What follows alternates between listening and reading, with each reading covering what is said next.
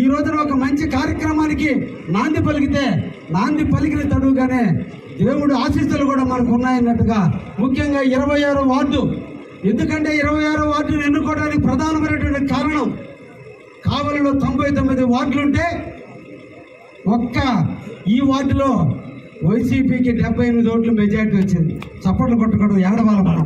ఎందుకంటే ఇక్కడ అందరూ కూడా నాయకులే. వీళ్ళ స్థాయిలో వార్డులకు పనికిరావు కానీ ఎక్కడెక్కడో తిరిగి ఏదో చించాలనుకుంటున్నారు. తమ్ముళ్ళు అన్నలు తెలియజేస్తున్నా, ఏడుండేది కావ్య చూసుకుందాం. హైడ్రా స్టార్ట్ అయింది, కృష్ణారెడ్డి హైడ్రా స్టార్ట్ అయింది.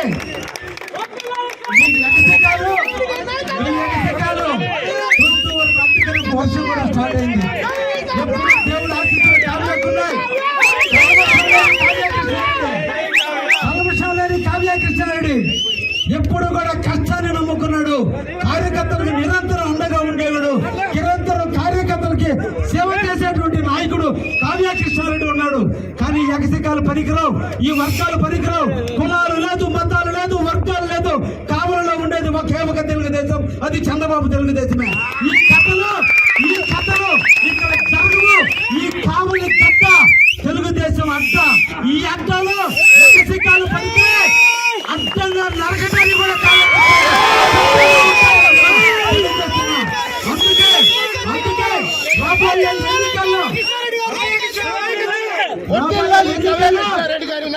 పలుకుతున్నా 26 వార్డు నుంచే ఒత్తినేని వెంకటేశ్వరుని, గంగినేని వెంకటేశ్వరుని ఇన్ఛార్జిగా పెడుతున్నా.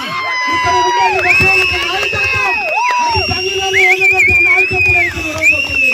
ఇక్కడ ఎవరైనా రావాలంటే గంగినేని వెంకటేశ్వర నాయకత్వంలోనే నా దగ్గరకు రావాలి. అది జరిగి జరుగుతుంది. ఒకే నాయకత్వం కింద పనిచేస్తున్నాం. తెలుగుదేశం కార్యకర్తల అండదండలతో, బీజేపీ జనసేన కార్యకర్తలతో ఇక్కడ నడుస్తూ తప్ప ఇంటింటికి నాయకత్వం వహిస్తే కుదిరే ప్రసక్తే లేదని కూడా పార్టీకి అండగా ఉండాల్సిందే, పార్టీకి లాయల్గా ఉండాలి. ఎన్నో పోటీదారులు తెలుగుదేశానికి ఎన్నో పోటీ పట్టిన దొంగలు ఈ రోజు తెలుగుదేశం అంటున్నారే, ఇది ఎంతవరకు సమంజసం అని కూడా అడుగుతున్నా.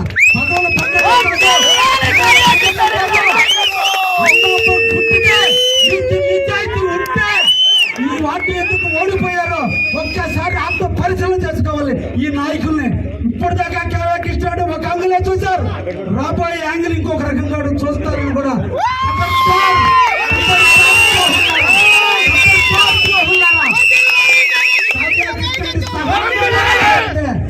మీ అబ్బాయి తరం కూడా కాదని కూడా హెచ్చరిస్తున్నారు.